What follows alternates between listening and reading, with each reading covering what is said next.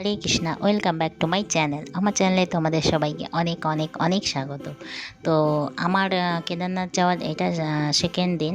তো সেকেন্ড দিন আমরা যে রয়েছিলাম ভারত সেবাশ্রমে, সেখানে সকালবেলা আমরা রেডি হয়ে ব্যাগপত্র নিয়ে বেরিয়ে পড়েছিলাম আমাদের রেজিস্ট্রেশনের উদ্দেশ্যে।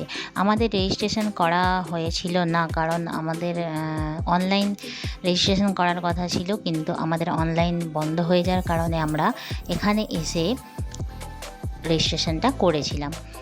আর এখানে সকালে আমরা গিয়ে দেখি বিশাল লম্বা লাইন, কারণ এখানে অনেক লোকের রেজিস্ট্রেশন হচ্ছে একসাথে। কিন্তু আমরা যখন পৌঁছোই এখনও পর্যন্ত রেজিস্ট্রেশন শুরু হয়নি, তাই আমরা সবাই মিলে লম্বা লাইনে দাঁড়িয়েছিলাম। আর কিছু কিছু ভাইদের সাথে দেখা হয়ে, ওরা সব বাইক ট্রিপ করছে, ওদের সাথে দেখা হয়ে আমরা গল্প আড্ডা মারছিলাম। এরপর হয়ে গেল রেজিস্ট্রেশন শুরু। রেজিস্ট্রেশনের পর আমরা আমাদের ব্যাগপত্র গুছিয়ে নিয়ে হরিদ্বার থেকে বেরিয়ে পড়েছি আমরা সোনপ্রয়াগের উদ্দেশ্যে। তো রাস্তাতে আমরা খুব মজা করতে করতে যাচ্ছিলাম। এখানটা হচ্ছে হরিদ্বারের রাস্তা। তোমরা হয়তো যারা যারা গেছো এখানে হরিদ্বারে জানবে। হরিদ্বারে যত দূরে যাচ্ছি আস্তে আস্তে আমরা পাহাড়ের দিকে যাচ্ছি। আর এইটা হরিদ্বারের সাইডের রাস্তা, হাইওয়ে। আর এ পাশটা আমরা খুব এনজয় করতে করতে যাচ্ছিলাম। এখানে একটা দেখতে পাচ্ছ শিবের মূর্তি, খুব বড় সড়ো। তো এখানে আমরা এসেছিলাম, গাড়িটা একটু দাঁড়িয়ে গেছিলো, তাই একটু ভিডিওটা করতে পেরেছিলাম। আর এখানে রাস্তাগুলো দেখো কত সুন্দর ড্রয়িং করা আছে, যেটা আমাদের খুবই ভালো লেগেছে। তো এই রাস্তা দেখতে দেখতে আমরা চলে যাচ্ছিলাম সোনপ্রয়াগের উদ্দেশ্যে। তো যেহেতু আমরা অনেকটা রাস্তা যেতে হবে আজকে পাহাড়ে পাহাড়ে, তো আমরা ব্যাগেতে কিছু খাবার দাবার নিয়েই বেরিয়েছিলাম। তো যেখানে যেখানে আমরা রাস্তার ভিউ একটু ভালো দেখতে পাচ্ছিলাম সেখানে সেখানেই ভিডিও করছিলাম। তো ঘুরতে বেরিয়ে প্রচুর এক্সাইটেড থাকি আমরা সবাই যে আমরা কখন পৌঁছাবো। তো যাই হোক, আমাদের কালকে আজকেই আমরা ওখান থেকে সোনপ্রয়াগ থেকে গৌরীকুণ্ডতে চলে যাওয়ার আমাদের কথা হয়ে আছে। যদি আমরা না যেতে পারি তাহলে আমরা সোনপ্রয়াগে স্টে করব। আর আমরা আজকেই গৌরীকুণ্ডে যদি যেতে পারি, আমরা কাল থেকে অবশ্যই আমরা ট্রেকিং শুরু করব কেদারনাথের উদ্দেশ্যে। তো যাই হোক, খুব সুন্দর একটা ভালো ভিউ দেখতে দেখতে আর সুন্দর সুন্দর গান শুনতে শুনতে আমরা এখন রাস্তায় যাচ্ছি। আর বাকিরা আমরা যারা সব রয়েছি সবাই গাড়িতেই বসে আছি, খুব আড্ডা মারছি। আড্ডা মারতে মারতে সুন্দর সুন্দর রাস্তা দেখতে দেখতে আমাদের গাড়ি খুব গতিতেই চলছে। তো আমাদের যে ড্রাইভার কাকু ছিল খুব একটা জোরে গাড়ি চালায় না, খুব আরামসেই চালাচ্ছে। দেখতে পাচ্ছ কেদারনাথ এখনও 223 কিলোমিটার বাকি আছে। 223 কিলোমিটার মানে অনেক রাস্তা। তো কিছুটা পাহাড়ের ভিউ তোমরা দেখে নাও কতটা সুন্দর। তো পাহাড়ের ভিউ তো খুবই সুন্দর, মানে কি বলবো, পাহাড় মানে একটা আনন্দ, মানে বলার মতো না। আমি খুব পছন্দ করি পাহাড়। তোমরা কে কে পাহাড় পছন্দ করো অবশ্যই আমাকে কমেন্ট করে জানিও। তো পাহাড়ের দিকে যখন আমরা বেড়াতে যাই, তখন আমরা ঘুরতে বেরাই, মানে আমাদের ঘুম পেলেও মনে হয় না যে চোখটা আমরা বুঝাই, কারণ পাহাড়ের সব দিকটাই খুবই সুন্দর। যাই হোক, আমরা একটুখানি পর ঘুরতে ঘুরতে চলে এসেছি দেবপ্রয়াগ। তো এটা হচ্ছে দেবপ্রয়াগ, এখানে হচ্ছে অলকানন্দা আর ভাগীরথী মিশেছে, তোমরা হয়তো সবাই জানো। তো দেবপ্রয়াগে আমরা খানিকক্ষণ একটু ঘুরলাম, ঘুরে হচ্ছে চলে গেছিলাম রুদ্রপ্রয়াগে। এটা দেবপ্রয়াগই আছে এখনও। আমরা এটা দেবপ্রয়াগের জায়গাটা শুধু দেখে নাও কতটা সুন্দর ভিউজ। আর এখানে আমরা নিচের দিকে নামিনি, কারণ আমাদের টাইম ছিল না, আমাদের রাস্তাতে এই ভিউটা পড়েছিল, তাই আমরা একটুখানি এখানটা স্টে করে দেখে নিয়েছিলাম।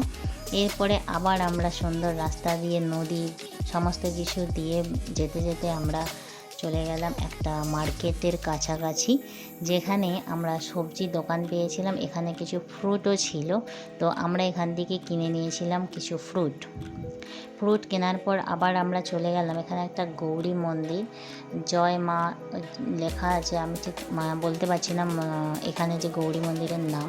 এটা আসলে একটা দুর্গা মন্দির।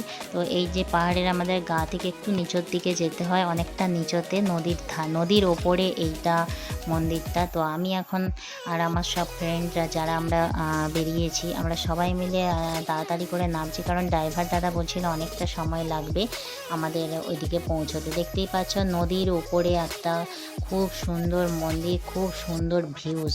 আর যেহেতু নদীর উপর দিয়ে রাস্তা, তাই আমাদের সমস্ত দিকটা জাল দিয়ে ঘিরে দিয়েছে, যাতে কেউ না পড়ে যায় বা এ হয়। আর এখানে পুজো দেওয়ার জন্য তোমাদের এখানে অনেক দোকান রয়েছে, যেখান থেকে তোমরা পুজোর জিনিস নিয়ে গিয়ে পুজো দিতে পারো। এখন আমি ওখান থেকে কিছু নিয়ে এই যে যাচ্ছি, দেখতে পাচ্ছ রেলিং দেওয়া ঘেরা, খুব সুন্দর একটা জায়গা। এরপরে আমরা ওই নদীর উপরে মন্দিরটায় চলে গেলাম। মন্দিরের বাইর সাইডটা একটু দেখে নাও তোমরা। আর সব দিকটাই নদীর উপরে, তো খুবই সুন্দর একটা ভিউজ, খুব ভালো লেগেছে আমাদের। তো আমি একটু ঘন্টা বাজাতে বাজাতে চলে গেলাম ওই মন্দিরের ভেতরে। এখানে অনেক ঘন্টা রয়েছে, তোমরাও বাজাতে পারো, খুব ভালো লাগবে। আর গরমও ছিল প্রচুর আমরা যখন যাই হোক, এখানে সব অনেকে পুজো দিতে এসেছে। আর লাইন ধরে আমরা ভেতরে ঢুকছিলাম। আর ভেতরে এই যে দেখে নাও মূর্তিটা আর এই মন্দিরটা, এখানে রয়েছে বহু লোক। আর এখানটা আমি বলতে পারছি না এখানে কি কারণে এখানে আগুনটা জ্বলছিল বা বলতে পারছি না। এখানে একটা সাইডে খুব সুন্দর ব্রিজ রয়েছে, যেখানে আমরা খুব ভালো ভালো ফটোশ্যুট করেছি। আর তোমরা হয়তো আমার ফেসবুক পেজে গেলে অবশ্যই দেখতে পাবে, আমি ফটোস পোস্ট করেছি। আর এখানে খুব সুন্দর ফুলও হয়েছে, যেটা দেখে আমার খুব ভালো লাগছিল।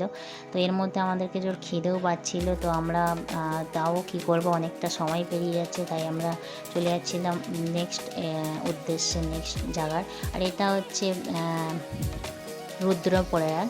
এখানেও দুটো নদী এক জায়গায় মিশেছে, দেখতে হয়তো বোঝা যাচ্ছে না জলটা অতটা ক্যামেরাতে, কিন্তু এখানে দুটো নদী যে মিশেছে, আলাদা আলাদা জল। যেমন দেবপ্রয়াগ, রুদ্রপ্রয়াগটাও কিছুটা একই টাইপের দেখতে। আর এরপরে আমরা গাড়ি নিয়ে চলে যাচ্ছিলাম আমাদের সোনপ্রয়াগের উদ্দেশ্যে, আরও উঁচু পর্বতের উদ্দেশ্যে। তো চলো একটুখানি আমাদের এই পাশের পর্বতের ভিউটা দেখে নিই।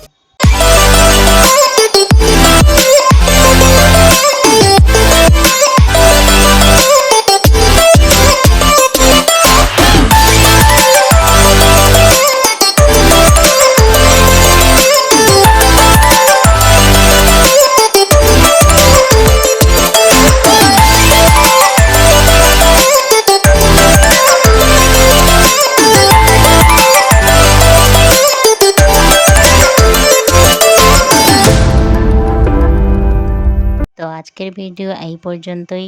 ভালো লাগলে অবশ্যই সাবস্ক্রাইব করো।